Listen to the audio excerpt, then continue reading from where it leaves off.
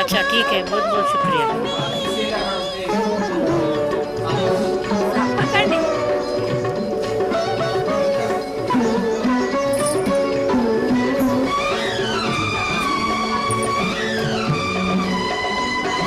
మస్తు రోజు ఒక దగ్గర వెళ్తాయి పాములు.